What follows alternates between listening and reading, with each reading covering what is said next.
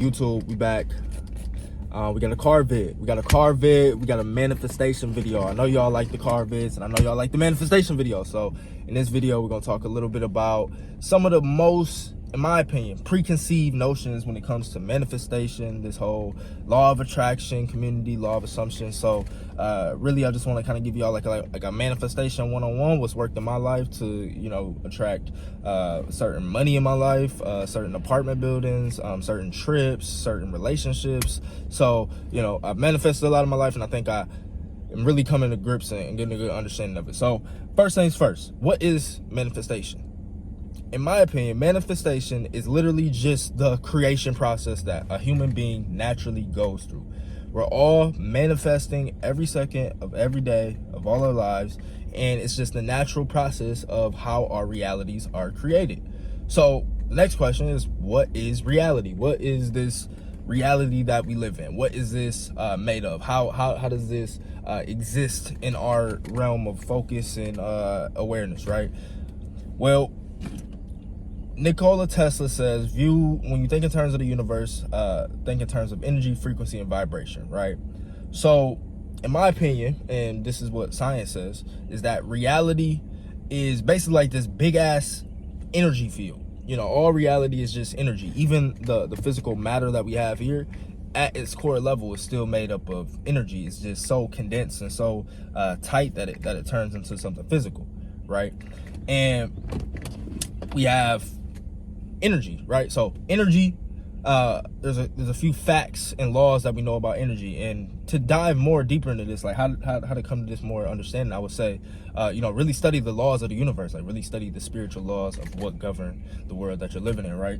So energy, creation, okay, so bet manifestation is just creating my reality, and reality consists of energy, right? So how do we do it? How do we create? Like, you don't naturally go around and say, oh, I want to create this event, I want to create this event, I want to create this relationship, I want to create this person showing up, I want to create me watching this video right now, like you created this. I want to create, you know, this job for myself. I want to create, me working out this time. Like, you're not consciously creating. So what are you doing? You're unconsciously creating. It's not a conscious creation process unless you become more aware of what you're doing, which we're doing in this video, right? We're just tapping into our awareness of what we're already doing and becoming more conscious of our creation process as a human being. So how do we go about creating a reality? If it's not a conscious thing that we're constantly thinking of or like trying to solve for ourselves, who's doing it? Well, I believe that God has created us with certain faculties that give us the ability to manipulate this energy field around us in a way to get what's important to us or whatever we're focused on, right? So how does this work? Well, we have what's called a subconscious mind and a conscious mind. So our conscious brain, we just talked about, is not doing the creation process. It's 5% of what is actually taking in information from our environment, trying to problem solve. So, you know, it's really good for intense focus, looking at something, like really trying to solve it in that moment. But as far as picking up all the different multi-layered, faceted patterns of reality and being able to use that to your advantage to make better decisions, it's not going to, you know, be that good at, right? Like, I want to say conscious mind only can consciously take in like 50 bits of information, while the subconscious mind takes in over 50 million bits of information at any given time. So it's always processing information, your subconscious mind.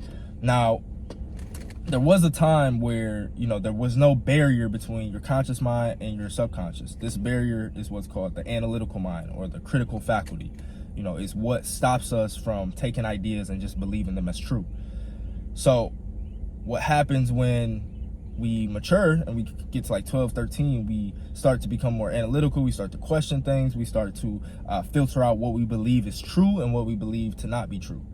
And based on typically what we believed to be true before we were 12 years old and what we had stored in our subconscious mind, which we took in from information in our environment, that's typically going to be the guiding behaviors or beliefs that guide the behaviors that's going to govern our lives.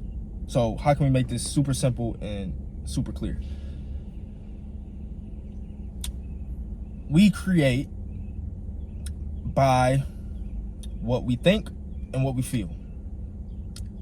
our thinking is split up into what we consciously think and what we subconsciously think. Our subconscious is much more powerful in our thinking process than our conscious. Our subconscious is made up of beliefs that we have had since we were young, because before we hit a certain age, there was no analytical mind to say this was true or not. So we just took in anything that we believed, that we heard information, somebody said it, we took it as true, and we really didn't question it. And a lot of us are still living with these beliefs today, wondering why we're not getting what we want when it comes to love, health, and relationships. Because we believe that money doesn't grow on trees. We believe that all girls are evil. We believe that girl gonna cheat on you, son. We believe that you gotta watch these girls out here. We believe that becoming healthy is hard to do, or eating healthy is nasty, or we take these things and we believe them, and therefore they drive our actions going forward. So what people talk about when it comes to manifestation, people are really just talking about changing the results that they're getting. Well, I'm here to bust your bubble. Change is a product of action. You will not change if there are not different actions, right? So what drives our actions? Well, our brain has a decision-making process that we go through that drives every action we take. And what this decision-making process is doing is trying to get us towards what we're most familiar with, aka what we're most comfortable with, because it's familiar and it's what we're used to, and therefore it's going to recreate the patterns, recreate the events, recreate the habits that keep getting you that end result. So that end result may be, oh, I want to feel motivated, but my pattern right now is I must have a girl break my heart in order for me to feel motivated. So therefore, you're going to go out, attract a girl, you're going to get really motivated, you're going to go attract a girl, you're going to get the girl, you're going to sabotage the relationship, she's going to leave you. During that relationship, you're going to fall off, and then after the relationship, you're going to get back on your shit because your brain wants the end result of being happy, improving yourself, and also attracting the relationships and the love that you want. But if it has a certain pattern that's conditioned to say that you have to go through all this experience of a girl leaving for you to be in that state all the time, then that's what it's going to naturally do. So what we try to do with manifestation methods, with techniques, with affirmations, with scripting, with SATs, with all these different things, is we're really just trying to change our beliefs about any given situation or context in our lives, whether it's a relationship context, whether it's a health context, whether it's a money context. We're trying to change that context in relation with ourselves in order to get different results. And it all comes from a belief change. Now, once we change our beliefs, now we're put into a position where we're going to take different actions. It's not going to be an if and but about it. We're just going to take different actions. So what we want to do is equip ourselves with empowering beliefs that allow us to be the truest, most full, loving version of ourselves at our core, which we are unlimited beings. And then as we become more aware of the truth of who we are at our core and the power that we really have, how I just broke down in this video, the power to get whatever we focus on that's important to us, the power that energy is malleable, because that's what I didn't talk about. It's like, once you have a dominant thought, once you have a dominant belief in your subconscious, something that's concrete, that is not necessarily you're questioning at any given time, once you have that, now that again creates new actions, and then new actions is going to create a new reality around you. And that action doesn't have to be in the physical environment. That action can be spiritual. That action can be taking place in the quantum realm, right? Like that action could be focusing on something that you want in the future, rehearsing it, believing that's possible for you, changing that belief system. And what's really happening in reality is that the energy around you, this is why, you can change people's behavior. You can, change, how, where you live, or, how much money you're making, or how your body looks, or how your appearance looks, is because these new beliefs, these new thoughts, they're literally going to show you something different, because reality is energy, and energy can either show up in two forms. It can show up as a particle, or it can show up as a wave. A particle is something concrete, that's material, that's physical. These are all particles. A wave is something that's has potential. It's like potential energy. It's something that could be anything, potentially could be anything. It's almost like a stem cell. A stem cell is a cell that you could place in any part of the body, and it's going to form that specific body part where it was placed. So for example, I lose my finger, I put a stem cells on my finger, do stem cell treatment, it'll grow back the finger. Or if I lost, I lost my nose, stem cells will grow the nose. If I lost my ear, the stem cells will grow the ear. If I lost my liver, the stem cells will grow the liver. If I have a bad liver, you put stem cells anywhere and they grow into the thing. So that's just how energy works. Energy is, instead of where you put it, is what you focus on. So whatever you focus on begins to create physically in your reality. That's how reality works. That's the big wake-up call. That's how reality works. It's not just everything's set in stone, everything's just exactly how it's always going to be, and it's not ever changing. Like, reality's constantly changing. It's always going through a process of change. It's always going through a process of transformation. That's why I'm talking about transformation on this channel, and what we talk about here is self-improvement, transforming your life, because it's already happening. The question is, are you improving or are you getting worse? So to take advantage of this new awareness that reality is constantly changing, and that the reality that you experience, what your perception is, what your frame is, what you see, how you feel, what you experience, the relation to everything is dictated by what you put up here, and not consciously, subconsciously take advantage of that, change those beliefs. You'll naturally start to notice like the particles of reality shift. You begin to, the shit that you don't want, you take out of focus and it becomes a wave again. It becomes potential energy, and you start focusing on something that you do want. And now that thing that you do want, instead of a dream, instead of a vision, instead of something that's not intangible reality, that begins to harden into fact. So the last thing I'm gonna leave y'all with is persist. That's the only thing that you have to do.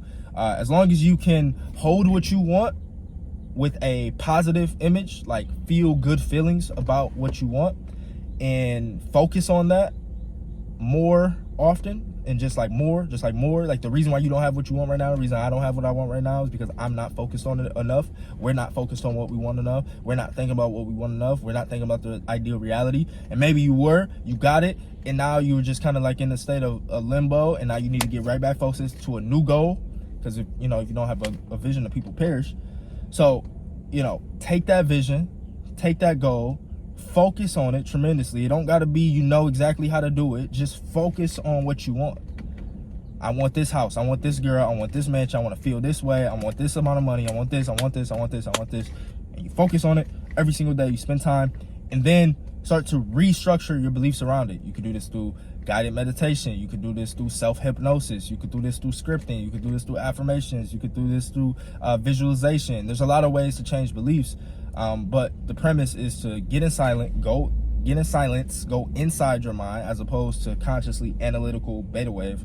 Slow down the brain thinking, and begin to picture what you want with a positive feeling, a positive association, and trusting that, and having faith that you can have that without the pain, without the pattern, without the shit that you've gone through in the past. I can have the good thing and fully embrace that and be in that state.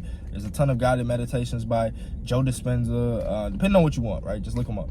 And those will help. Affirmations, all these things will reprogram those beliefs. And then once you start to actually believe them, once they start to get past the critical faculty, once you start to take them as true, then that's when the change is going to happen. So persist, and identify new ways to persuade yourself to change. Like, this is our critical faculty that controls what we believe. It's a analytical thinking process. It's like analytical, this is information I'm presented with, this is true, this is not true, let me move on with my day. So we need to persuade that with facts. Like, you might listen to this video if you were in a lower level of awareness and say, hey, this sounds like BS. Energy, all this other shit, you don't create your reality, all this stuff. You're a product of your environment. Everything's just how it is, all this stuff, right? But all you have to do is persuade that thought process, persuade that analytical questioning with the facts. So study quantum physics, study how reality actually works, the observer effect. Study the split the double split experiment, the observer effect, study the Bible, study Jesus Christ's teachings, study all the great religions, study. I think knowledge is going to be key in your manifestation journey, because knowledge helps you to trust and have more faith. And I believe faith is what gives us the power to believe, what empowers us in order to create better results in our life. So hope you like the video. If you like the video, like it, comment what you want to see next. Catch you on the next one.